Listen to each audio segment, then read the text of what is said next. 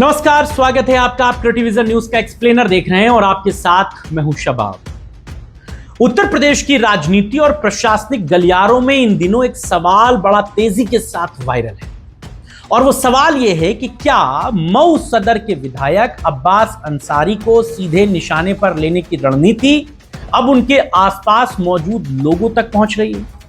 क्योंकि जिस तरीके से उनके मऊ दौरे को लेकर पहले विवाद हुआ और फिर उनके पैतृक आवास पर पुलिस की हलचल बढ़ी, उसके बाद अचानक उनकी सुरक्षा में तैनात गनर को निलंबित कर दिया गया, उसने कई सवाल खड़े कर दिए। मामला सिर्फ एक पुलिसकर्मी के सस्पेंशन भर का नहीं, बल्कि इसके राजनीतिक और प्रशासनिक संकेत कहीं ज्यादा बड़े। प्रशासन का कहना है कि अब्बास अंसारी जब भी जिले में प्रवेश करें तो उसकी सूचना स्थानीय पुलिस और प्रशासन को देना जरूरी है। आरोप है कि इस प्रक्रिया का पालन नहीं हुआ, जिसके बाद विधायक के भ्रमण और सुरक्षा को लेकर सवाल उठने लगे। लेकिन सबसे बड़ा सवाल यही है कि अगर कोई प्रक्रिया टूटी थी तो उसका पूरा बोझ सिर्फ सुरक्षा में तैनात गनर पर ही क्यों डाल दिया गया। पुलिस अधीक्षक कमलेश बहादुर ने विधायक की सुरक्षा में तैनात पुलिसकर्मी उपेंद्र कुमार को तत्काल प्रभाव से निलंबित कर दिया।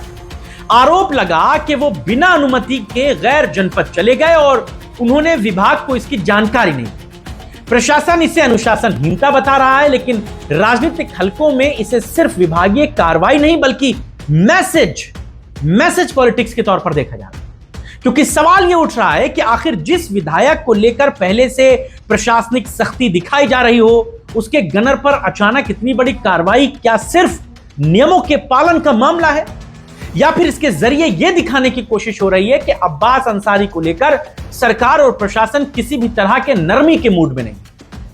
दरअसल पिछले कुछ समय से अब्बास अंसारी लगातार प्रशासनिक निगरानी और राजनीतिक दबाव के केंद्र में रहे हैं। कभी उनके कार्यक्रमों पर सवाल उठते हैं, कभी उनके आने जाने की सूचना को मुद्दा बनाया जाता है और अब उनकी सुरक्षा में लगे जवान पर कार्रवाई हो जाती है। ऐसे में विपक्षी खेमे में यह चर्चा तेज है कि असली निशाना अब्बास अंसारी हैं, लेकिन कार्रवाई उनके आसपास के लोगों पर की जा रही है ताकि राजनीतिक और प्रशासनिक दबाव लगातार बना रहे। और सबसे ज्यादा दिलचस्प बात यह है कि पुलिस विभाग ने गनर को हटाने के साथ साथ तुरंत दूसरा नया गनर भी तैनात कर दिया। यानी सुरक्षा की जरूरत खत्म नहीं हुई, लेकिन कार्रवाई जरूर कर दी। यही वजह है कि लोग पूछ रहे हैं कि अगर सुरक्षा इतनी संवेदनशील थी तो फिर सिर्फ एक जवान की गलती बताकर पूरा मामला खत्म कैसे माना जा सकता है। राजनीतिक जानकार तो यहां तक कहते हैं कि मऊ और पूर्वांचल की राजनीति में अंसारी परिवार आज भी बड़ा प्रभाव रखता है, बड़ी दखल रखता है। ऐसे में अब्बास अंसारी को लेकर हर प्रशासनिक कार्रवाई राजनीतिक चर्चा का केंद्र बन ही जाएगी। और इस बार भी सवाल यही है कि क्या सच में गनर की गलती इतनी बड़ी थी, या फिर अब्बास अंसारी को घेरने की कोशिश में उनके सुरक्षाकर्मी पर कार्रवाई करके एक सख्त संदेश दिया गया।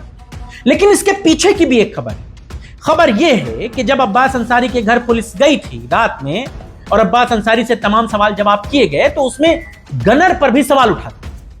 पुलिस ने पूछा था कि आपका गनर कहां है, तो इस बात का जवाब अब्बास अंसारी ने दिया था कि भाई वो मुझसे एक दिन की छुट्टी लेकर गए थे कि उनके परिवार में किसी की तबीयत खराब है। अब वो इतने दिन से आए नहीं, तो अब मैं क्या कर सकता हूं। तो ये बात अब्बास अंसारी की सुरक्षा को लेकर के भी बड़ी गंभीर है कि जिस गनर को अब्बास अंसारी की सुरक्षा में लगाया गया था वो बिना विभाग को बताए, बिना कोई सूचना दिए एक दिन की छुट्टी बताकर कैसे इतनी लंबी छुट्टी पर चले। इसीलिए उस पुलिसकर्मी का सस्पेंशन किया गया। इसमें अब्बास अंसारी की सुरक्षा में भी चूक एक बड़ा इशू बन रहा है कि क्या जानबूझकर अब्बास अंसारी की सुरक्षा में यह सेंधमारी की जा रही है, या अब्बास अंसारी के गनर को अगर जाना था तो उसने अपने विभाग को क्यों जानकारी नहीं दी, या अगर वो अब्बास अंसारी से व्यक्तिगत तौर पर, पर्सनल तौर पर एक दिन की छुट्टी लेकर गए थे तो फिर दूसरे दिन लौटे क्यों नहीं। क्या ये सारी चीजें जानबूझकर की गई। अब्बास अंसारी अपने विधानसभा क्षेत्र में अकेले भ्रमण कर रहे हैं, उनके साथ उनके चेले चपाटे, उनके कार्यकर्ता तो हैं, लेकिन पुलिस का कोई जिम्मेदार गनर नहीं है। क्या यह भी एक एंगल है मामले में। इसलिए अब्बास की सुरक्षा से भी जुड़ा यह मुद्दा बड़ा गंभीर है और इसको लेकर के भी बड़ी चर्चाएं तेज है। आप अब्बास अंसारी के गनर को सस्पेंड किए जाने के मुद्दे पर क्या सोचते हैं? आपको क्या लगता है, क्या नजरिया आपका है? क्या यह सब कुछ एक प्री प्लान है, इसके पीछे कोई और मैसेज है, या वजह आपको कुछ और नजर आती है? आप बताइएगा। आपके राय और विचारों का इंतजार रहेगा। इस वीडियो को बनाने में मदद की हमारे सहयोगी सुशील कुमार ने। नमस्कार।